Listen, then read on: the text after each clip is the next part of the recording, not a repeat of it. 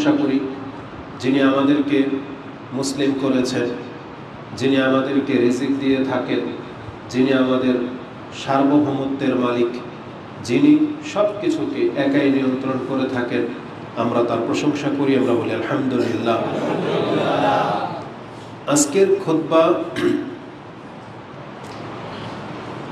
এমন একটা দিনে এই মসজিদের সাথে হয়েছে, এটা স্মরণ রাখার মতো। কোন দিক থেকে? এটা হলো এই মসজিদের প্রথম খুতবা, আর আজকে হলো 1447 হিজরির প্রথম দিন। তো এই মুহররম মাসের প্রথম তারিখের সাথে নতুন মসজিদ এবং প্রথম খুতবা হিসেবে এটা একটা স্মরণ রাখার মতো ব্যাপার হয়ে দাঁড়িয়েছে। যদিও সেটা বরকতের কোনো ব্যাপার না, তাতে কল্যাণ ঘাটতি হওয়ার কোনো বিষয় না, তবে বিষয়টা স্মরণ রাখার মতো যে আলহামদুলিল্লাহ এই রকমের দিন সাধারণত হয় না, খুব কম নসিবেই ঘটে। তো সেই সুবাদে এই মসজিদের ইতিহাস যখন লেখা থাকবে বা স্মরণ হওয়ার মতো, কবে এটা শুরু হয়েছিল, কোন তারিখ থেকে, এটা মনে রাখাটা কি হবে, অত্যন্ত সহজ হবে। এটা একটা ব্যাপার ছিল। যাই হোক, আমরা আল্লাহ সুবহানাহু ওয়া তাআলার প্রশংসা করি যে তিনি আমাদেরকে এমন একটা কল্যাণকর কাজ করার তৌফিক দিয়েছেন। আমরা বলি আলহামদুলিল্লাহ। এবং আমরা আল্লাহ সুবহানাহু ওয়া তাআলার কাছে এটা কামনা করি, যাদের শ্রম অর্থায়নে এই মসজিদটি আজকে প্রতিষ্ঠিত হয়েছে, আল্লাহ সুবহানাহু ওয়া তাআলা যেন তা কবুল করেন। এবং যারা সার্বিকভাবে মেহনত করেছেন, অবশ্যই আল্লাহ সুবহানাহু ওয়া তাআলা তাদেরকে উত্তম প্রতিদান দেবেন। আমরা দোয়া করি আল্লাহ যেন আমাদের প্রত্যেককে এর কল্যাণ এবং এই বরকত হাসিল করার তৌফিক দান করেন।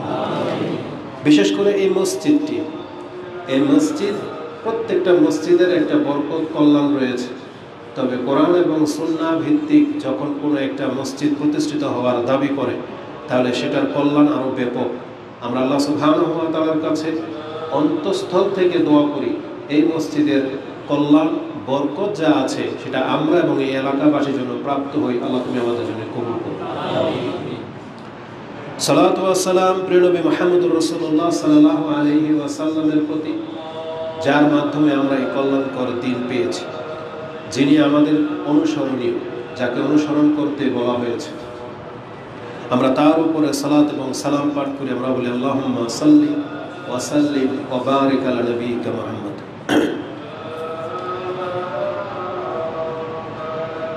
যদিও সাউন্ড একটু ব্যাঘাত ঘটবে, অন্য মসজিদের সাউন্ড এখানে চলে আসতেছে। তা আমরা আল্লাহ সুবহানাহু ওয়া তাআলার কাছে এই মসজিদের সার্বিক উন্নয়ন কামনা করি। আজকে হয়তো আমরা একটা দেয়াল দিয়ে একটা ছাবড়ার মতো করেছি। ইনশাআল্লাহ আজিজ, আল্লাহ সুবহানাহু ওয়া তাআলা চাইলে খুব শীঘ্রই এটা গ্লাস লেগে যাবে, হয়তো এটা আস্তর হয়ে যাবে এবং সাউন্ড প্রুফ একটা মসজিদে রূপান্তরিত হবে ইনশাআল্লাহ, যাতে তখন আর এটা ব্যাঘাত ঘটবে না। তবে আল্লাহ সুবহানাহু ওয়া তাআলা তিনি ওই গায়বী কোনো কিছু উঠিয়ে দেন না, আর না তিনি আকাশ থেকে অর্থ সম্পত্তি নাজিল করবেন, বরং আমাদেরকে তিনি তৌফিক দিয়েছেন এবং আমাদেরকে বলেছেন যে আমি তোমাদেরকে যে রিজিক দিয়েছি তা থেকে তোমরা খরচ করো। আল্লাহ সুবহানাহু ওয়া তাআলা খরচ করতে বলেছেন, আমরা শুধু ওই দিকে দেখি, কিন্তু আল্লাহ সুবহানাহু ওয়া তাআলা কোত্থেকে খরচটা করতে বলেছেন এটাও আপনি একটু মাথায় রাখবেন, তাহলে অন্তর খুলে দান করতে কৃপণতা আসবে না। কারণ আল্লাহ বলেছেন ইয়া আইয়ুহাল্লাযীনা আমানু আনফিকু মিম্মা রাযাকনাকুম, তা থেকে খরচ করো আমি আল্লাহ যা তোমাদেরকে রিজিক হিসেবে দিয়েছি। মানে এটা দিয়েছেন আল্লাহ, তার মানে আমরা যে প্রাপ্ত হয়েছে এটা আল্লাহর দেয়া, আর ওখান থেকে আল্লাহ আমাদেরকে দান করতে বলেছেন। কিন্তু অধিকাংশ মানুষ যখন এই জিনিসটাকে মাথায় না রাখি, তখন আমরা মনে হয় যে আমাদের সম্পত্তি, সঞ্চয়কৃত সম্পত্তি থেকে আল্লাহ দিতে বলেছেন, এই জন্য অনেক সময় অন্তরে লাগে। কিন্তু আল্লাহ বলেছেন যে আমি তোমাদেরকে যা দিয়েছি তা থেকে দাও। বিশেষ করে আপনি যখন, এটা মানুষের ফিতরত, আপনাকে যখন কোনো মালিকের ক্যাশে বসানো হবে, যদিও টাকা আপনার না, এটাই বাস্তব সত্য, দেখবেন মালিক যদি বলে যে এখান থেকে যে কোনো ভিক্ষুক আসলে তুমি দিতে থাকো, তখন দেখবেন যদিও টাকা আপনার না, কিন্তু বড় নোট দিতে আপনার অন্তরে লাগবে, যদিও টাকা কিন্তু আপনার না, অর্ডার করেছে মালিক। এটা মানুষের ফিতরত, মানুষের সম্পদ দিতে কষ্ট হয়। তা আমাদের সবার সম্পত্তিগুলোই মূলত আল্লাহ সুবহানাহু ওয়া তাআলা, কিন্তু আমরা যেহেতু এগুলো বহন করে বয়ে বেড়াই, আমরা এগুলোর মানে সংরক্ষণের দায়িত্বে আছি, এই জন্য আমাদের অন্তরের মধ্যে একটু ব্যথা হয়। তবে আল্লাহ সুবহানাহু ওয়া তাআলা যাদের অন্তরকে কৃপণতা মুক্ত করেছেন, আল্লাহ বলেছেন এরাই হচ্ছে সফলতা। কোরআনের 2টা আয়াতে আল্লাহ সুবহানাহু ওয়া তাআলা আমাদের ইঙ্গিত দিয়েছেন, ওমাইয়ুকা আন শুহা নাফসিহি ফাউলাইকা হুমুল মুফলিহুন। যাকে তার অন্তরের সংকীর্ণতা থেকে মুক্ত করে দেয়া হলো, এরাই হলো সফলতা। তো আল্লাহ সুবহানাহু ওয়া তাআলার কাছে দোয়া করে, আল্লাহ তুমি আমাদের অন্তরের সংকীর্ণতা থেকে আমাদেরকে উঠে আসার তৌফিক দান করো। এই ধরনের যে কোনো কল্যাণকর কাজ যখন বাস্তবায়িত হওয়ার সময় আসে, আমাদের সবার উচিত সেখানে অংশ নেওয়া। আবারও আপনাদের জন্য কল্যাণের দোয়া করি, যাদের শ্রমে, যাদের অর্থায়নে এই মসজিদে এতদূর পর্যন্ত এসেছে, আল্লাহ আপনাদের প্রত্যেককে উত্তম জাযায়ে খায়ের দান করুন, আমিন। এরপরের যে খুতবার মূল বিষয় সেটা হচ্ছে নতুন বছরকে কেন্দ্র করে। কারণ আজকে আমরা 1446 হিজরি পার করে 1447 হিজরিতে পদার্পণ করলাম, যেটাকে আমরা নতুন বছর হিসেবে জানি। আর এই নতুন বছরকে কেন্দ্র করে অনেকে আনুষ্ঠানিকতার সাথে উদযাপন করে থাকে, এক কথায় বলতে গেলে যেটা ইসলামে নাই। নতুন বছর উদযাপনের সাথে ইসলামের কোনো সম্পর্ক নাই, বরং বর্ষবরণের নামে এরা যা করে থাকে, সেটা ইংলিশ হোক, বাংলা হোক বা আরবি হোক, এই নতুন বছরকে কেন্দ্র করে যা কিছু করা হয়, এটা এমন এক বিজাতির অনুকরণ যাদের অনুসরণ করতে আমাদেরকে নিষেধ করা হয়েছে। বরং ইসলামের বাহিরের যতগুলো দল আছে, তারা এমন থিওরি নিয়ে পৃথিবীতে কাজ করে যাচ্ছে যাতে করে একজন মুসলিমকে তার মূল দিন থেকে সরিয়ে দেওয়া যায়। আল্লাহ আমাদেরকে উদ্দেশ্য করে বলেছেন যে তাদের অনুসরণ তোমরা করো না, কারণ তাদের উদ্দেশ্য হলো তোমাদেরকে দিন বিমুখ করে দেওয়া। এই সম্পর্কে একটি আয়াত আপনাকে স্মরণ করিয়ে দিই, যেটা সূরা আলে ইমরান 3 নম্বর সূরার 100 নম্বর আয়াতে আল্লাহ বলেছেন, ইয়া আইয়ুহাল্লাযীনা আমানু ইন তুতিউ ফারীকাম মিনাল্লাযীনা উতুল কিতাব, তোমরা যদি আহলি কিতাবদের কতকের পথ ধরে নাও, তাদের অনুসরণ করো, তাদের কিছু কাজের অনুসারী হয়ে যাও, সেটা কি হবে ক্ষতিটা? ইয়ারুদ্দুকুম বাদা ঈমানিকুম কাফিরিন, তাহলে তোমরা ঈমান যে এনেছো, এই ঈমান আনার পরেও তোমাদেরকে আবার কুফরের দিকে তারা ফিরিয়ে নিয়ে যাবে। তার মানে আপনার মুখে বলতে হবে না যে আমি খ্রিস্টান, দরকার পড়বে না। আপনি মুখে বলতে হবে না আমি ইহুদি বা আমি নাস্তিক হয়ে গেছি। আপনার কর্মটাই এমন হয়ে যাবে যেটা ওদের কর্ম। একটা ইহুদির যা কর্ম, চিন্তা চেতনা, একটা খ্রিস্টানের যা চিন্তা চেতনা, একটা নাস্তিক যেভাবে লালন পালন করে তার চিন্তাধারাকে, আপনার আমার চিন্তাধারা ওইভাবে হয়ে যাবে। যদিও হয়তো মাথায় টুপি থাকবে, যদিও হয়তো দাড়ি থাকবে, যদিও আপনি লেবাসে মুসলিম, মুখে ইসলামিক কথাবার্তা, যেমন অধিকাংশ যারা হারাম, প্রকাশ্যে হারাম খায়, যারা সুদে টাকা লাগায়, তারপরে যারা সুদী প্রতিষ্ঠানগুলোতে চাকরি করে, তাদেরও দাড়ি আছে, তারাও টুপি পরে, তারপরে তারা ইসলামিক কথাও বলে, কিন্তু ওইটাকে আর সে হারাম মনে করে না। ঠিক তেমনি আমাদের মধ্যে অনেক মুসলিমরা আমরা আছি, যারা আমরা নিজেদেরকে মুসলিম তো দাবি করি, কিন্তু কৃষ্টি কালচারে তখন আমরা ওই যে বৈশাখের নামে বা বার্থডে পালন করার ক্ষেত্রে বিজাতির অনুকরণ করে যাচ্ছি, কিন্তু তারপরও নিজেকে কাফের মনে হয় না। অথচ আল্লাহ সুবহানাহু ওয়া তাআলা বলেছেন, যদি তাদের অনুকরণ করো কি হবে? ইয়ারুদ্দুকুম বাদা ঈমানিকুম কাফিরিন, তোমাদের ঈমান এনেছো তারপরে আবার তোমাদেরকে কাফের কুফরের দিকে নিয়ে যাবে। এটা হচ্ছে আমাদের সবচেয়ে বড় ক্ষতি যদি আমরা বিজাতির অনুকরণ করি। অতএব বর্ষবরণ নয়, বর্ষবরণ বলে ইসলামের কোনো কিছুই নেই। বরং এই যে একটা বছর আপনার আমার জীবন থেকে পার হয়ে চলে গেল, নতুন করে আর কোনো দিন আসে নাই, বরং আল্লাহ আমাদেরকে যতটা দিন নিয়ে এই পৃথিবীতে প্রেরণ করেছিলেন, আপনার আমার জীবন থেকে ওখান থেকে একটা বছর মাইনাস হয়ে গেল। এবং আমরা যা কিছু করেছি গত বছর, সেটাকে আমাদের নাজাতের জন্য যথেষ্ট হবে নাকি আমাদের ধ্বংস হওয়ার জন্য যথেষ্ট হবে, সেই কাজগুলো কিন্তু অতীতে আমরা করে ফেলেছি এবং এটা আল্লাহর কাছে পৌঁছে গেছে। যখন এই যে আমাদের বাস্তব ঘটনা থেকে বলি, আমরা যখন কাউকে, গতকালকের ঘটনায় অনেক কিছু হয়ে গেছে, একজনকে একটা মেসেজ দিয়েছি, রাগ করে দিয়েছি, গালি ধরেন দিলেন, কিন্তু আপনি পরবর্তীতে চাইলেন যে আমি ভুল হয়েছে বলে দরকার কি ছিল, ডিলিট করে দিই। কিন্তু ওই ডিলিট করার অপশন যদি না থাকে তখন আপনার আর সাফাই গিয়ে কোনো কাজ হবে না, কারণ আপনি কোনো তথ্য যেটা সে বুঝতে পারলো না, আর যা রিয়েক্ট হওয়ার হয়ে গেল। তা আমাদের অবস্থা হয়েছে এমন, আমরা আল্লাহর কাছে যা পাঠিয়ে দিয়েছি এগুলো তো এখন আপনি আর মুছে ফেলতে পারেন না, মানে এগুলোকে যে আপনি থামিয়ে দিবেন যে আল্লাহর কাছে না পৌঁছুক, সে পথ তো আর নাই। কারণ এমন কিছু দলিল আছে যেটা প্রমাণ করে মানুষ যখন একটা দিন পার করে ফেলে, সেই দিনে সে যা কিছু করে সেগুলোকে মোহর অঙ্কিত করে তার আমলনামার মধ্যে লিখে রেখে দেওয়া হয়। কিয়ামত পর্যন্ত এটা খোলা হবে না, একমাত্র হাসরের মাঠে খোলা হবে। ওয়াউদিয়াল কিতাব, আল্লাহ বলেছেন যেই দিন কিতাবটাকে খুলে দেওয়া হবে, তার মানে এটা একটা দিন ঘটবে, সেই দিনের আগে এই আমলনামা আর খোলা হবে না। এখন প্রশ্ন হচ্ছে যে খোলা হবে না, ঠিক আছে, আমাদের রব যদি দয়াবান না হতেন, ওই যে আমরা পাপগুলো পাঠিয়ে দিয়েছি যেটা আমাদের আমলনামায় পৌঁছে গেছে, আল্লাহ যদি ক্ষমার ব্যবস্থা ওগুলোকে মিটিয়ে রাখার ব্যবস্থা না রাখতেন, তাহলে আমরা হয়তো কেউ আর নাজাত পেতাম না। এটা আল্লাহ আলাদা একটা অনুগ্রহ, এক্সট্রা আমাদের উপরে রহমত, যে আল্লাহ আমাদের আমলনামাগুলোকে মিটিয়ে রাখার ব্যবস্থা করেছেন, সেটা আলাদা একটা সাবজেক্ট। কিন্তু আমাদেরকে চিন্তাশীল হতে হবে যে আমরা যে এই বিগত বছরে যা করেছি এটাকে আর মানে থামিয়ে রাখার কোনো অপশন নেই।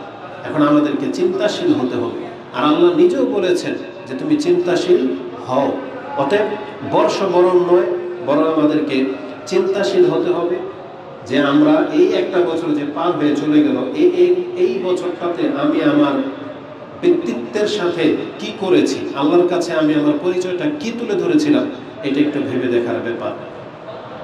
এই বিষয়টাকে এবং বর্তমান পরিস্থিতিকে সামনে রেখেই আমি কোরআনের একটা আয়াত পাঠ করেছিলাম, সেটা সূরা হাশরে রয়েছে 59 নম্বর সূরা 18 নম্বর আয়াতে আপনি পাবেন। আল্লাহ বলেছেন, ইয়া আইয়ুহাল্লাযীনা আমানুত্তাকুল্লাহ, হে ঈমানদাররা তোমরা আল্লাহকে ভয় করো, ওয়াল তানজুর নাফসুম মা কদ্দামাত লিগাদিন, আর প্রত্যেকের এটা ভেবে দেখা উচিত যে সে আগামীতে কি প্রেরণ করে দিয়েছে, মানে সে তার আমলনামা আল্লাহর কাছে কি প্রেরণ করে ফেলেছে, কি সেন্ড করেছে, এটা তার একটু ভেবে দেখা উচিত। ওয়াত্তাকুল্লাহ, আল্লাহকে ভয় করো, ইন্নাল্লাহা খাবীরুম বিমা তা'মালুন, তোমরা যা কিছু করো আল্লাহ সেগুলো সব অবগত রয়েছে। তাহলে এই আয়াতের মধ্যে আল্লাহ বলেছেন ওয়ালতানজুর নাফসুম মা কদ্দামাত লিগাদিন, প্রত্যেক ব্যক্তির এটা ভেবে দেখা উচিত যে সে এই বছরে আল্লাহর কাছে কি প্রেরণ করেছে বা তার আমলনামায় কি জমা করেছে, এটা নিয়ে তাকে একটু ভেবে দেখার প্রয়োজন রয়েছে। এটা আমাদের প্রত্যেকের উচিত, কারণ এই আমলনামার উপরে ভিত্তি করে আমার আপনার হিসাব নেওয়া হবে। সম্মানজনক হলে সম্মান প্রাপ্য হব, আর যদি আমরা অসম্মানী, লাঞ্ছিত হওয়ার জন্য শাস্তির যোগ্য কোনো কাজ করে থাকি, তাহলে ওই কর্মের কারণে আমাদেরকে শাস্তি দেওয়া হবে। এই জন্য আল্লাহ বলেছেন তুমি এখন উৎফুল্ল হইবা নাকি তুমি এখন আক্ষেপ করবা, এটা তোমার ভেবে দেখা উচিত। হ্যাঁ, আমরা বলতে পারি আলহামদুলিল্লাহ, যারা 2025 সাল এই হজের মধ্য দিয়ে একটা বছর পার হলো, কারণ আল্লাহ সুবহানাহু ওয়া তাআলা প্রত্যেক এক বছরে ইসলামটাকে পরিপূর্ণতা দান করেন। 5টা যে ইসলামের রোকন আছে এটা বছরে একবার পূর্ণ হয়। আমরা যারা বিগত বছরে এখনো ইসলামের উপরে আছি, 5 ওয়াক্ত সালাত আদায় করতেছি, যদি হারাম থেকে বেঁচে থাকা ব্যক্তি হই, তাহলে এখানে একটা উৎফুল্ল হওয়ার ব্যাপার আছে। এখানে আমোদ প্রমোদ নয়, বরং আলহামদুলিল্লাহ বলতে হবে যে এবছরে কত ব্যক্তি বেনামাজি ছিল, এবছরে কত ব্যক্তি নাস্তিক হয়ে গেছে, এই বছরে কত ব্যক্তি নাস্তিক অবস্থায় মরে গেছে। আলহামদুলিল্লাহ যে আমি এখন পর্যন্ত মুসলিম অবস্থায় বেঁচে আছি। এই ক্ষেত্রে আমরা আলহামদুলিল্লাহ বলতে পারি, কারণ কি রাসূলুল্লাহ সাল্লাল্লাহু আলাইহি ওয়াসাল্লাম বলেছেন ফিতনা দিন দিন বাড়বে, আর ফিতনা যত বাড়বে এর পরিস্থিতি কেমন হবে, দিনের বেলায় এক ব্যক্তি মুসলিম ছিল, সন্ধ্যা পর্যন্ত তার ঈমান ঠিক থাকবে না, আবার সন্ধ্যায় সে মুসলিম ছিল, রাতে এমন কিছু ঘটবে যে দিনের বেলায় সে আর মুসলিম থাকবে না। তার মানে একজন ব্যক্তির মধ্যে এত বড় বিপ্লব ঘটবে। তো সেই জায়গায় একটা বছর আমরা পার করেছি, আর আমরা যদি নাস্তিকতার কোনো কাজ না করে থাকি, আমরা যদি হারাম কোনো কাজে না জড়িয়ে থাকি, তাহলে এমন প্রত্যেকটা মুসলিমকে অবশ্যই আল্লাহর প্রশংসা করা উচিত। তাই আমরা বলি আলহামদুলিল্লাহ। তো মূল বিষয় হচ্ছে আমাদেরকে উৎফুল্ল নয়, বরং আমাদের কর্ম নিয়ে আমাদেরকে চিন্তাশীল হতে হবে। এটার একটা কারণ বলে দিই। ওই যে বলেছি, এই যে বছরটা চলে গেল, যে আমলগুলো করে ফেলেছি সেগুলোকে আর ফিরিয়ে নিয়ে আসার মতো অপশন নাই। বরং রাসূলুল্লাহ সাল্লাল্লাহু আলাইহি ওয়াসাল্লামের একটা হাদিস থেকে জানা যায়, প্রতিদিনের আমল প্রতিদিন ওটাকে স্টাম্পিং করে, মোহর অঙ্কিত করে ওটা তার আমল নামার মধ্যে রেখে দেওয়া হয়। এ সম্পর্কে একটা হাদিস আমি আপনার কাছে পেশ করি। উকবা ইবনে আমির ইউহাদ্দিসু আনিন নবী সাল্লাল্লাহু আলাইহি ওয়াসাল্লাম আন্নাহু ক্বাল, উকবা রাদিয়াল্লাহু তাআলা আনহু তিনি বলেন যে রাসূলুল্লাহ সাল্লাল্লাহু আলাইহি ওয়াসাল্লাম বলেছেন, লাইসা মিন আমালি ইয়াউমিন ইল্লা ওয়া হুয়া ইখতামু আলাইহি, এমন কোনো দিন নাই যেই দিনের আমল হয়ে গেলে সেই আমলের উপরে খতম মেরে দেওয়া না হয়। লাইসা মিন আমালি ইয়াউমিন ইল্লা ইখতামু আলাইহি, মানে আজকে আমরা একটা কাজ করে ফেলেছি, ধরেন আমরা যারা যে ভালো কাজগুলো করেছি এগুলোকে কি করা হবে, এমনি শুধু লিখে রেখে ছেড়ে দেওয়া হবে না। একটা সময় আসে সন্ধ্যায় হয়তো দিন শেষে সেই খাতাটাকে এটাকে ফোল্ডিং করে বা বাস করে ওটার উপরে একবার স্টাম্পিং করে রেখে দেওয়া হয়। ওই যে বললাম কিয়ামত পর্যন্ত এটা খোলা হবে না, এটা একবার আপনার সামনেই খোলা হবে। তাহলে হাদিসটা আছে কোথায়? এটা মুসনাদে আহমদে রয়েছে, 17,317 নম্বরে আপনি হাদিসটা পাবেন। তার মানে প্রতিদিনের আমল প্রতিদিনই সংরক্ষণ করে রেখে দেওয়া হয়। তাহলে আমরা এক বছরে যা করেছি সেটা সংরক্ষণ করে রেখে দেওয়া হয়েছে। এই জন্য আমাদেরকে চিন্তাশীল হইতে হবে, যে এই জন্যই বলেছেন তুমি চিন্তা করে দেখো তুমি কি প্রেরণ করেছ। এই হাদিসটা এমন একটা চমৎকার হাদিস। এই হাদিসের মধ্যে আমাদের যারা আমরা সুস্থ আছি, যারা অসুস্থ হয়ে যায়, সুস্থ থাকতে যারা ভালো আমল করেন তাদের জন্য অনেক মর্যাদাপূর্ণ হাদিস হচ্ছে এটা। কারণ আজকে প্রায় মানুষ অসুস্থ। আমি আজকে 4 দিন জ্বরে ছিলাম, তো খোঁজ খবর নেওয়ার মতো কেউ নাই। একটা সময় অসহায় হেয় প্রতিপন্ন মনে হয়েছে, কিন্তু কারণ আমরা তো নেটে প্রচার করি না যে আমি জ্বর বা এসি, কিন্তু জানতে পারলাম শুধু আমি না, আমাদের অনেক বিজ্ঞ আলেমরাও কয়েক শেখ অসুস্থ। এবং আলহামদুলিল্লাহ আমাদের তো সাধারণ জ্বর আসছে, কিন্তু তাদের ভাইরাস জনিত জ্বর, মারাত্মক জ্বর, এমনও জ্বর হয়েছে এবং আরও কিছু সমস্যার কথা শুনতে পারলাম। তখন সুবহানাল্লাহ, তার মানে আমাদের চাইতে আমাদের শেখেরা কতটা ধৈর্যশীল। তারা কিন্তু নেটে এগুলো প্রচার করে না, কিন্তু আপনি জানেন না, খোঁজও রাখেন না। তো তার মানে আমরা বুঝতে পারতেছি আমাদের শুধু শেখ কেন, অধিকাংশ মুসলিম ভাইয়েরা হয়তো অসুস্থ, ঘন ঘন অসুস্থ হয়ে যান। যেহেতু এখন ভাইরাসের যুগ বা মহামারী ক্রমশই বাড়বে, মহামারীও আসবে। রাসূলুল্লাহ সাল্লাল্লাহু আলাইহি ওয়াসাল্লাম বলেছেন এটা কিয়ামতের লক্ষণ। এই যে আমরা সুস্থের সাথে আবার অসুস্থ হয়ে যাই, একটা প্রবণতা যেহেতু বেশি, তাহলে আপনাদের জন্য আমাদের জন্য এই হাদিসটা অত্যন্ত গুরুত্বপূর্ণ, যে আমাদের রব আমাদের সাথে কি আচরণ করে দেখেন। রাসূলুল্লাহ সাল্লাল্লাহু আলাইহি ওয়াসাল্লাম এই হাদিসটা এমন প্রেক্ষাপটে বলেছেন যেটা খুবই চমৎকার একজন মুসলিমের জন্য। রাসূল কি বলেছেন শুনুন। রাসূল সাল্লাল্লাহু আলাইহি ওয়াসাল্লাম তো বলেছেন যে প্রতিদিনের আমল স্টাম্পিং করে রেখে দেওয়া হয়। এই কথার সাথে আমাদেরকে এমন একটা সংবাদ দেওয়া হয়েছে যে ফাইজা মারিদাল মুমিন, যখন একজন মুসলিম ব্যক্তি অসুস্থ হয়ে পড়ে, কালাতিল মালাইকা, তখন ফেরেশতা বলে, ওই যে আমলনামা লিখে এমন একজন ফেরেশতা এই দায়িত্বে যে আছে, সে বলে ইয়া রাব্বানা, হে আমাদের প্রতিপালক, আব্দুকা ফুলানুন কাদ হাবাসতাহু, আপনার এই বান্দা তো বাধা পড়ে গেছে। মানে এই যে আজকে সারাদিন যে আমলগুলো করতো, কি করতো, 5 ওয়াক্ত ফরজ সালাত করতো, নফল করতো, এতো সালাম ফেরানোর পরে বসে বসে তাসবিহ তাহলিল করতো, সোমবার দিন বৃহস্পতিবার দিন সিয়ামও রাখতো, এতে এক পৃষ্ঠা করে কোরআনও পড়তো। কিন্তু আজকে পরিস্থিতি এমন হয়েছে সে হয়তো কোনো রকম ফরজটা পড়তে পারবে, অথবা আমাদের মা বোনরা, মহিলারা, এই হাদিসে এখানে ফিট করা যেতে পারে, যেটা আমভাবে বলা হয়েছে। আমাদের মা বোনদের ওই যে মিন্স অবস্থায় সালাত মাফ, তাহলে এই যে সালাত যে মাফ, এটা কিসের কারণে? তার ইচ্ছার কারণে? এটা তার ত্রুটি, আল্লাহ সুবহানাহু ওয়া তাআলার পক্ষ থেকে এটা ত্রুটি করা হয়েছে, যার ফলে সে নামাজ পড়তে পারতেছে না। এমন না যে সে ইচ্ছা করে পড়তেছে না, সে বাধাপ্রাপ্ত হয়ে গেছে। তো এই ধরনের যে কোনো বিষয় রাসূল বলেছেন, ফাইজা মারিদাল মুমিন, যখন কোনো মুসলিম ব্যক্তি অসুস্থ হয়ে পড়ে, ফেরেশতারা বলে আল্লাহ ও তো এই আমল করা থেকে বাধাপ্রাপ্ত হয়ে গেল, এখন মাথা ব্যথার কারণে উঠতে পারতেছে না, ও যে কোরআন পড়তো এই সময়টাতে, এখন তো বিছানায় শুয়ে, ও যে তাসবিহ পড়তো এটারও হচ্ছে না। আল্লাহ সুবহানাহু ওয়া তাআলার পক্ষ থেকে তখন তাকে জানিয়ে দেওয়া হয়, ফায়াকুলু রাব্বু আযজা ওয়া জাল, তখন আল্লাহ সুবহানাহু ওয়া তাআলা ফেরেশতাদেরকে ডেকে বলেন, ইখতিম, তোমরা তার সাদা পৃষ্ঠাটার মধ্যে খতম মেরে দাও। ইখতিম, ইজতামিউ, বা জমা করে দাও। কি জমা করবে? লাহু আলা মিসলি আমালিহি, সে সুস্থ থাকতে যে নেকির কাজগুলো করত, ওই নেকিগুলা সব তার আমলনামার মধ্যে জমা করে দিয়ে স্ট্যাম্প করে দাও।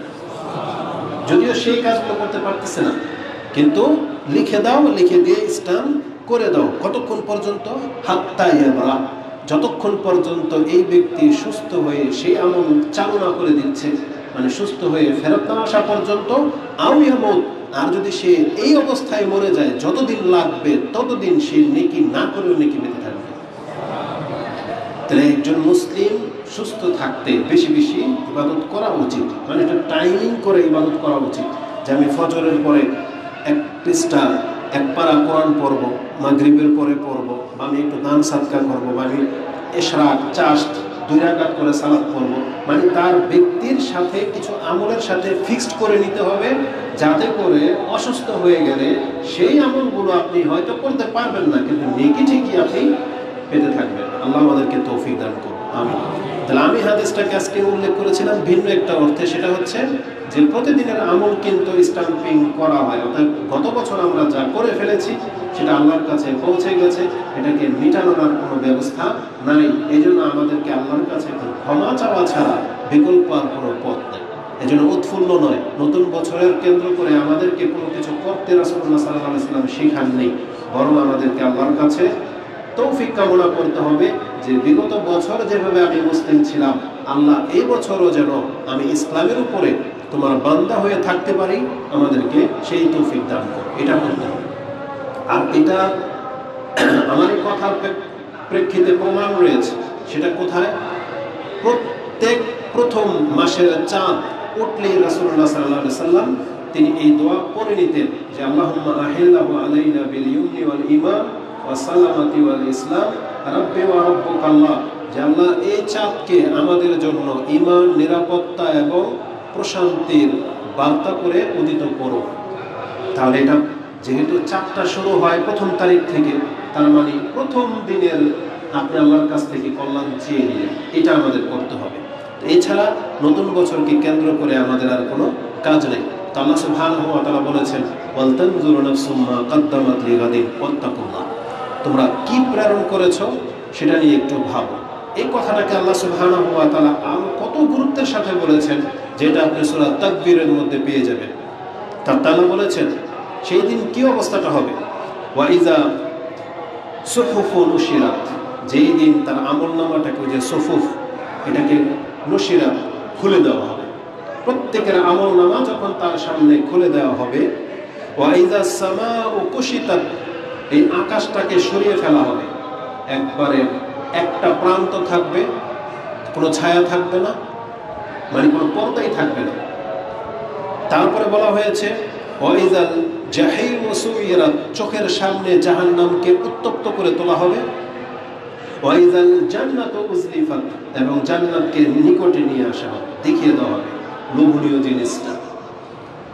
সেই দিন আল্লাহ সুবহানাহু ওয়া তাআলা বলতেছেন, যখন একদিকে জান্নাত একদিকে জাহান্নাম দুইটাই যখন চোখের সামনে তুলে ধরা হবে আর আমলনামার সামনে, আল্লাহ সুবহানাহু ওয়া তাআলা বলেছেন আলিমাত নাফসুম মা আহদারাত, প্রত্যেকটা ব্যক্তি জেনে নেবে যে আজকের জন্য আমি কি করেছি। তাহলে এতটা কঠিন ভাবে আল্লাহ সুবহানাহু ওয়া তাআলা উল্লেখ করেছেন, যেটা আপনি তাকবীর 81 নম্বর সূরার 10 থেকে 14 মধ্যে আপনি আয়াতগুলো পেয়ে যাবেন। তা আমরা যা জমা করেছি তা নিয়ে কি করা হবে, এটা নিয়ে আমাদেরকে ভাবতে হবে। কেন? এই যে আল্লাহ সুবহানাহু ওয়া তাআলা বললেন যে আলিমাত নাফসুম মা আহদারাত, প্রত্যেকটা ব্যক্তি সেই দিন জেনে নেবে যে কি সে আমল করেছে বা কি সামনে তার এখন আছে।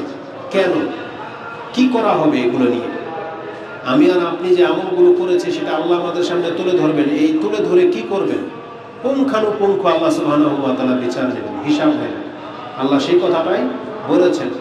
রাসূলুল্লাহ সাল্লাল্লাহু আলাইহি ওয়াসাল্লাম তিনি তার বিদায় হজের ভাষণে যত কথা বলেছিলেন তার মধ্যে সর্বশেষ কথা যেটা ছিল খুতবার একেবারে শেষ দিকে, তিনি এই কথাটাই স্মরণ করিয়ে দিয়েছিলেন। আবু বকর আনিন নবী সাল্লাল্লাহু আলাইহি ওয়াসাল্লাম আন্নাহু قال, যে রাসূলুল্লাহ সাল্লাল্লাহু আলাইহি ওয়াসাল্লাম তিনি আমাদেরকে বলেছেন ওয়াসাতালকাউনা রাব্বাকুম, খুব শীঘ্রই তোমাদেরকে তোমাদের রবের সাথে সাক্ষাৎ করতে হবে।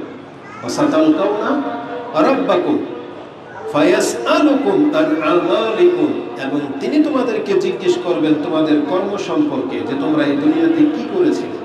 এটা ছিল রাসূলুল্লাহ সাল্লাল্লাহু আলাইহি ওয়াসাল্লামের বিদায় হজের খুতবার সবচেয়ে শেষ অংশ, যে খুব শীঘ্রই হে মুসলিম তোমরা আল্লাহর সাথে সাক্ষাৎ করবে এবং তোমাদের রব তোমাদেরকে জিজ্ঞেস করবেন যে তোমরা কি করেছো। এটা বলার পরে রাসূলুল্লাহ সাল্লাল্লাহু আলাইহি ওয়াসাল্লাম তিনি একটা সতর্ক সাবধান করে জোরালো একটা ভাষা বলেছিলেন, আলা, তোমরা সাবধান হয়ে যাও, ফালা তারজিউ বাদি দুল্লালান আও কুফারান ইয়াদরিবু বা'দুকুম রিকাবা বা'দ, আমার পরে তোমরা আবার গোমরাহির দিকে, কুফরের দিকে ফিরে যেও না। কিভাবে? একে অপরকে আঘাত করে। তার মানে কোনো মুসলিম যেন কোনো মুসলিমকে হত্যা না করে, যদি করে তাহলে সে গোমরাহ হয়ে যাবে, সে কাফেরের পথ ধরে নেবে, তার মানে সে আর মুসলিমের মধ্যে থাকে না। তার মানে একজন মুসলিমকে হত্যা করা কুফরের সাথে তুলনা করা হয়েছে, যেটা আপনি বুখারী এবং মুসলিমের হাদিসে পেয়ে যাবেন। বুখারীতে হাদিসটি 5550, মুসলিমে হাদিসটি 4275 রয়েছে। তাহলে এই হাদিসের মধ্যে রাসূল আমাদেরকে কি সতর্ক সাবধান করেছেন, যে খুব শীঘ্রই সাতালকাউনা রাব্বাকুম, তোমাদের সাথে তোমাদের রবের খুব শীঘ্রই সাক্ষাৎ হতে যাচ্ছে, আর সেই সাক্ষাতে আমাদের আমলনামা সম্পর্কে জিজ্ঞাসা করা হবে। অতএব আমরা বর্ষবরণ নামে উৎফুল্ল না হয়ে আমাদের কর্মের দিকে চিন্তাশীল হওয়া উচিত। আর এই কর্মই হলো আমাদের নাজাত সম্মানের একমাত্র চাবিকাঠি। কর্মের উপরে ভিত্তি করে আল্লাহ সুবহানাহু ওয়া তাআলা বিচার নেবে। কোনো ব্যক্তির চেহারা দেখে সেই দিন বিচার করা হবে না, বরং তার ঈমান এবং আমলের উপরেই তার সাথে যা কিছু করা হবে। আল্লাহ সুবহানাহু ওয়া তাআলা আমাদের কর্মকে সহজ করুন, আমিন। দ্বিতীয়ত বিষয় হচ্ছে তাহলে মুহররম মাস আমরা কিছুই করব না? না, কিছুই করব না। যদিও মুহররম মাস জানুয়ারির মতো না, জানুয়ারি বছরের প্রথম মাস বটে, কিন্তু মুহররম একটু ব্যতিক্রম। সেটা শুধু ইসলামিক মাস সেই জন্যে না, আল্লাহ সুবহানাহু ওয়া তাআলা তিনি যখন যাকে যতটা চায় সম্মান দিয়ে থাকে। যেমন সময়ের মাঝে কিছু সময়কে আল্লাহ সম্মানিত করেছেন, কর্মের মাঝে কিছু কর্মকে সম্মানিত করেছেন, ব্যক্তির মাঝে কিছু ব্যক্তিকে আল্লাহ সম্মানিত করেছেন, বস্তুর মাঝে বহু বস্তু আছে সম্মানিত, যেগুলো এক মানের না। যেমন পাথর, সব পাথর এক মানের না, সব স্থান এক মানের না, সব ব্যক্তি এক মানের না। নবীদের মাঝেও তারতম্য রয়েছে, একজনকে আরেকজনের চাইতে প্রাধান্য দেওয়া হয়েছে। তো আল্লাহ সুবহানাহু ওয়া তাআলা সময়গুলোর মাঝে মুহররম মাসকেও বিশেষ একটা মর্যাদা দিয়েছেন। মুহররম মাস কিন্তু এটা হারাম মাস, এটা জানেন, সম্মানিত মাস। মানে এই মাসে লুটতারাজ করা, যুদ্ধ শুরু করা জায়েজ নাই। মানে কোনো মুসলিম কোনো শত্রুপক্ষকে আক্রমণ করবে, সেটা হারাম মাসে সম্ভব না। এই মুহররম মাস হচ্ছে তার একটি, এটা হচ্ছে সর্বশেষ মাস। কারণ জিলকাদ, জিলহাজ আর মুহররম এই তিনটা হচ্ছে পরপর। এই মুহররম মাসটা হচ্ছে হারাম মাস, যে সম্পর্কে আপনি সূরা তাওবার 36 নম্বর আয়াতের তাফসীর পড়েন, পেয়ে যাবেন। এবং বুখারীতে হাদিসটি আপনি 6893-তে পাবেন, এবং মুসলিমে হাদিসটি আপনি 3179-তে পেয়ে যাবেন। এটা সম্পর্কে ডিটেলস আলোচনা রয়েছে, আপনারা দেখে নেন যে মুহররম মাস হচ্ছে হারাম মাস। এই মুহররম মাস আরেকটা মর্যাদাপূর্ণ ব্যাপার হলো, রমজান মাসকে আল্লাহ পৃথক সম্মান দিয়েছেন, জিলহজ মাসকে পৃথক মর্যাদা দিয়েছেন। আর মুহররমের পৃথক একটা মর্যাদা হলো এই মাসকে আল্লাহ নিজের মাস বলেছেন। রাসূলুল্লাহ সাল্লাল্লাহু আলাইহি ওয়াসাল্লাম তার এক হাদিস থেকে জানা যায়, তিনি এই মুহররমের মাসের পরিচয় আমাদের সাথে এভাবে করিয়েছেন। রাসূল বলেছেন, ক্বালা রাসূলুল্লাহ সাল্লাল্লাহু আলাইহি ওয়াসাল্লাম আফদালুস সিয়াম বাদা রমাদান শাহরুল্লাহিল মুহররম। রমজান মাসের সিয়ামের পরে যদি কোনো সম্মানিত সিয়াম থেকে থাকে সেটা মুহররমের সিয়াম। মানে এটা এখনো সময় আসেনি, ওই 10ই মুহররমের যে সিয়াম, আশুরার সিয়াম, সেই দিকে ইঙ্গিত করা হয়েছে, তাহলে ওটা মুহররমে। রাসূল বলেছেন রমজান মাসের সিয়ামের পরের মর্যাদাপূর্ণ যদি কোনো সিয়াম থাকে সেটা কোথায়? মুহররমের সিয়াম। এই মুহররমের সিয়াম বলতে গিয়ে সেখানে একটা শব্দ ব্যবহার করা হয়েছে, বাদা রমাদানা শাহরুল্লাহিল মুহররম, আল্লাহর মাস মুহররম। মানে মুহররমটা হচ্ছে আল্লাহর মাস, তো বাকিগুলা কার? আল্লাহ। কিন্তু রাসূলুল্লাহ সাল্লাল্লাহু আলাইহি ওয়াসাল্লাম মুহররমের সাথে আল্লাহর মাস ব্যবহার করেছেন। এই হাদিসটি মুসলিমে রয়েছে 2645। কি পার্থক্য অন্য কথার চাইতে?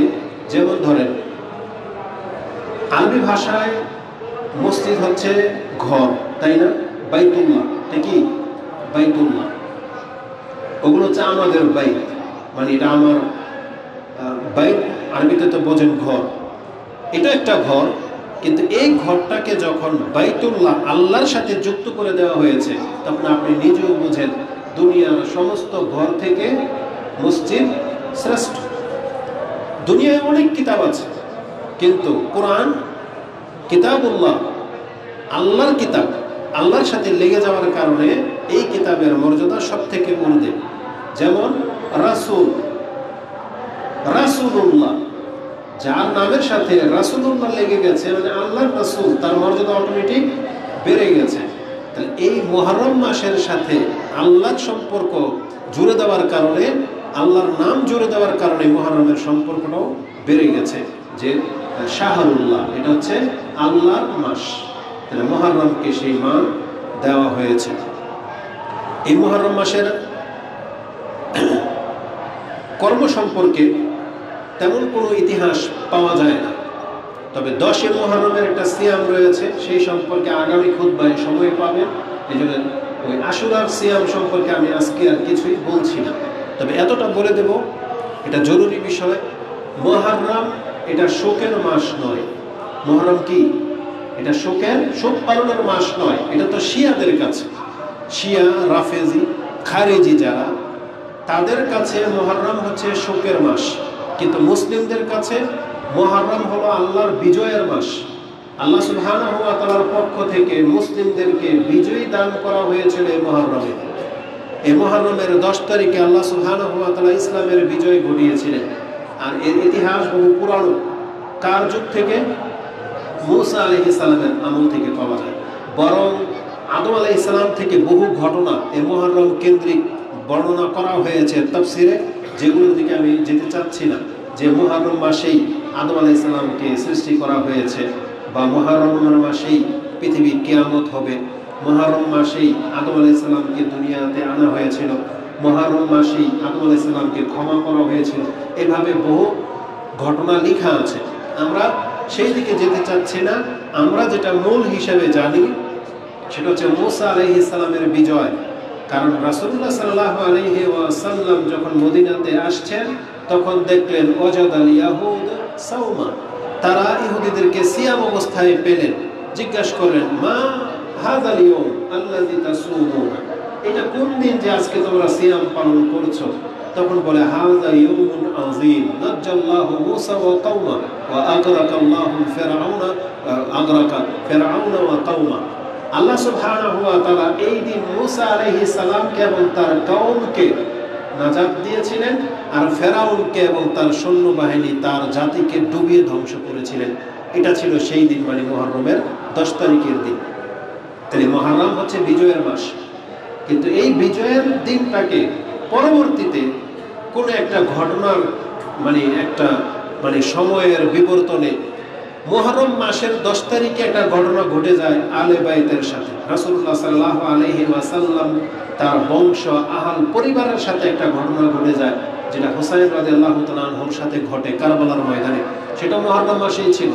কিন্তু শিয়া যারা হুসাইন রাদিয়াল্লাহু তাআলা আনহুকে হত্যা করেছে, যারা আলী রাদিয়াল্লাহু তাআলা আনহুকে হত্যা করেছে, যারা আরো বিজ্ঞ বহু সাহাবীদেরকে হত্যা করেছে এবং সাহাবীদেরকে যারা গালাগালি করে, মা আয়েশা রাদিয়াল্লাহু তাআলা আনহাকে যারা অপবাদ দেয়, যারা নোংরা ভাষায় গালি দেয়, আবু বকর রাদিয়াল্লাহু তাআলা আনহুকে যারা গালি দেয়, উমর রাদিয়াল্লাহু তাআলা আনহুকে যারা গালি দেয়, এই নোংরা জাতি তারা নিজেদের পাপকে ঢাকার জন্য এই 10 মুহররমের সময় তারা আবার মাতম করে, শোক পালন করে।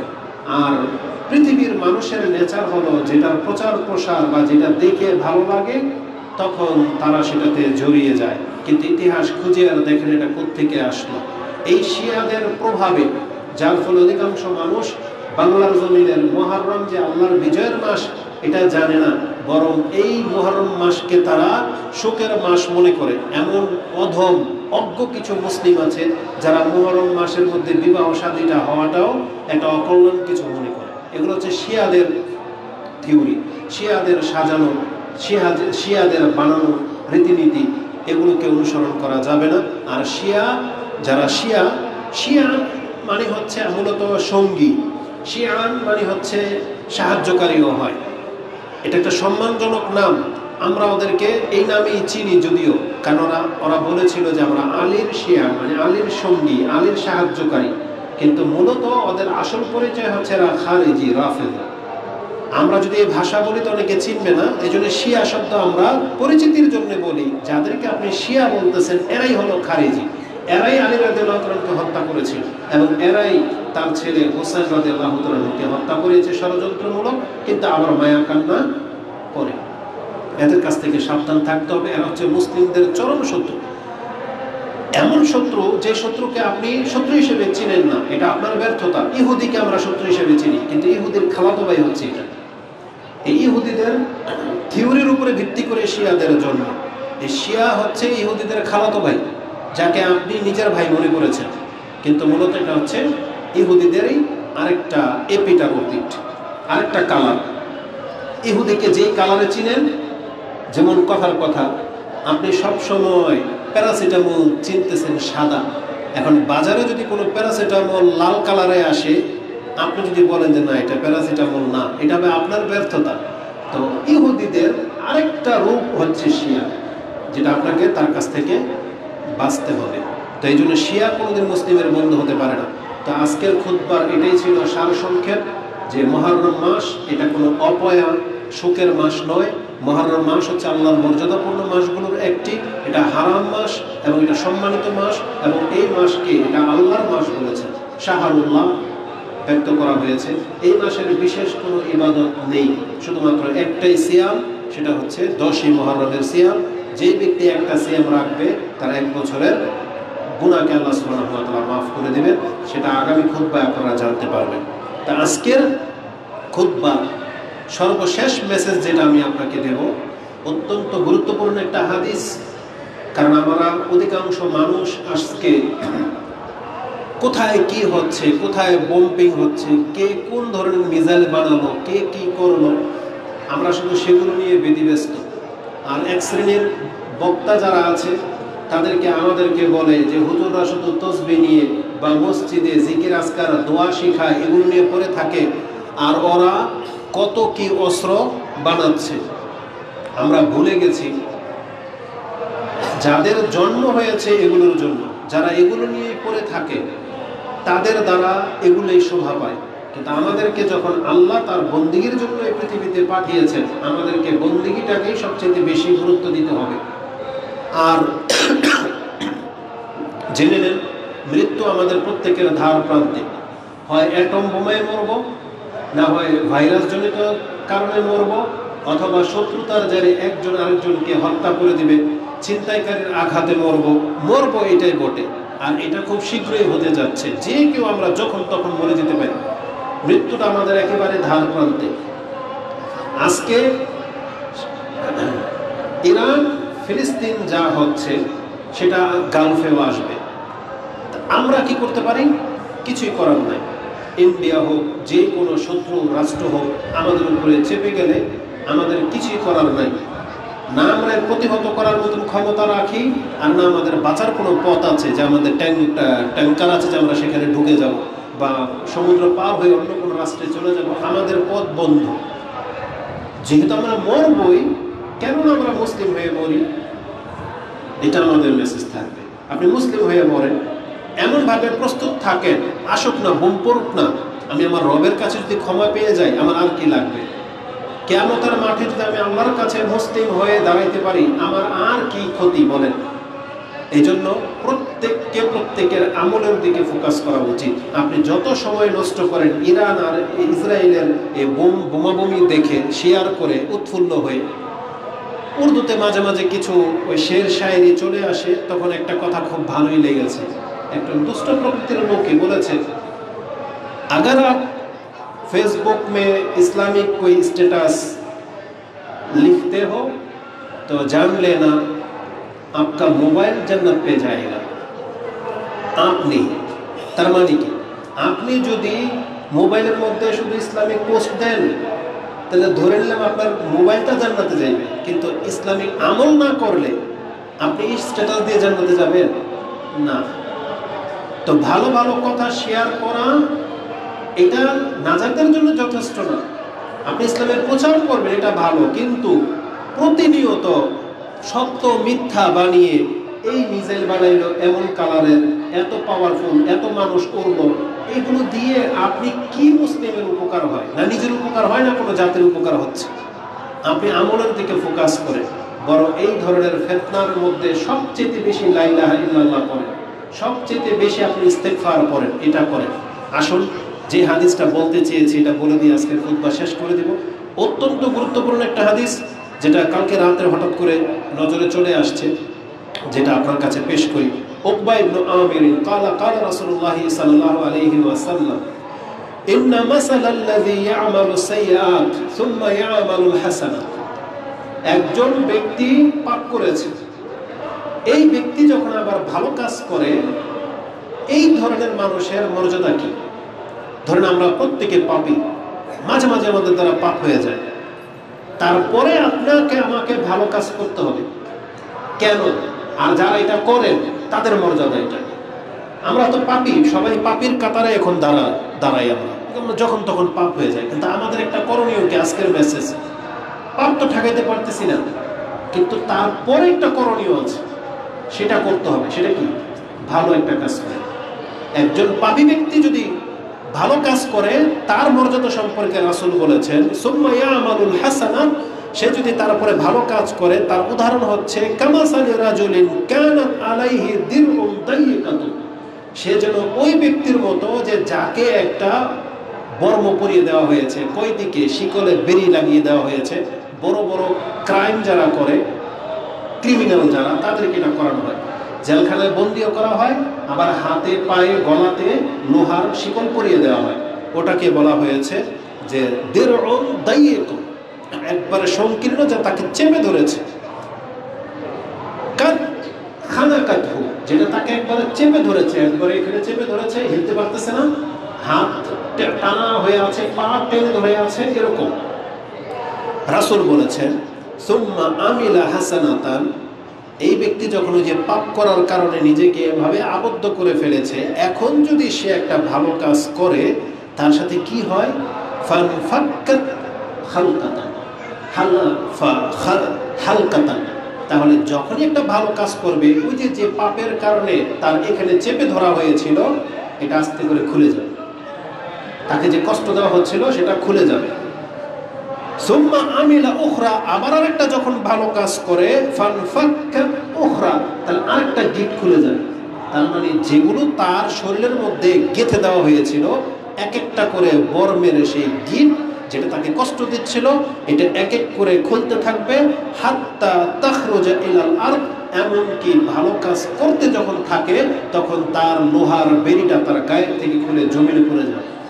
তার মানে রাসূল বোঝাতে চেয়েছেন, যেই ব্যক্তির দ্বারা পাপ হয়ে গেছে, সে যদি এখন ভালো কাজ করতে থাকো, তাহলে তোমাকে যে বন্দিতে ঠেসে দেওয়া হবে, তা থেকে ভালো কাজ তোমাকে মুক্ত করে দেবে। তার মানে প্রত্যেকটা ভালো কাজ আমাদের নাজাতের জন্য, মুক্তির জন্য, আমাদের জীবনের যে কোনো ঘাটতি পুরো করে দেওয়ার জন্য ভালো কাজ জরুরি। এই জন্য আমাদেরকে ভালো কাজে ঝুঁকতে হবে। এই হাদিসটা ইমাম আহমদ 17,307 নম্বরে উল্লেখ করেছেন। হাদিসটি আপনি সহসায় পেয়ে যাবেন মিশকাতে হাদিসটি 10 নম্বর অধ্যায়ের 2375 নম্বর হাদিসে পেয়ে যাবেন, 2375 মিশকাতে। অতএব আজকের খুতবার এটাই ছিল আমাদের মেসেজ, যে আমরা আমাদের আমলের দিকে ফোকাস করতে হবে। আমলবিহীন আমাদের নাজাতের কোনো রাস্তা নাই। আর আমরা যেহেতু পাপী, অনেক পাপ জীবনে হয়ে গেছে, এখন মুক্তি পেতে হলে আমাদেরকে ভালো কাজের দিকে সময় কাটাতে হবে।